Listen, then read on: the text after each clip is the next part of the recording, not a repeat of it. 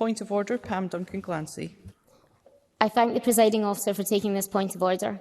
For 3 successive days in this chamber, government ministers have said on the record that they have given £3 billion for the cost of living crisis, a figure repeated today at FMQs when the First Minister said, "We have allocated almost £3 billion this year to help mitigate the impact of increasing costs on households." Presiding officer, I have challenged that figure various times because research from Spice has highlighted that it is misleading. In a blog published in July, looking at the detail behind the figure and providing a timeline for the policies included, Spice said all of the policies listed do help to reduce costs for families and households in some way, but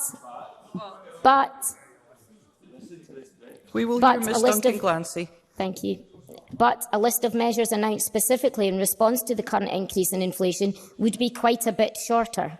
They go on to say that many policies are pre-existing and predate the current cost of living crisis, which they have taken as beginning in October 2021.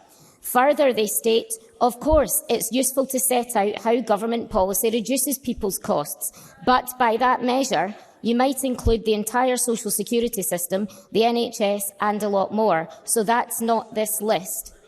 An alternative way of looking at measures, they say, to help families and households face the increased cost of living. Thank you. Can we please hear Ms Duncan-Glancy?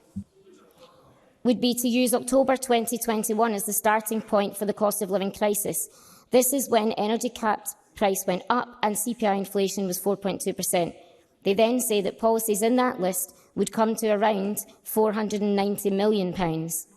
Presiding officer, I seek your guidance on what mechanisms are available to ensure government does not mislead the chamber in the future. I thank Ms Duncan-Glancy. That is not a matter for me to rule on from the chair. The content of contributions is normally a matter for members themselves.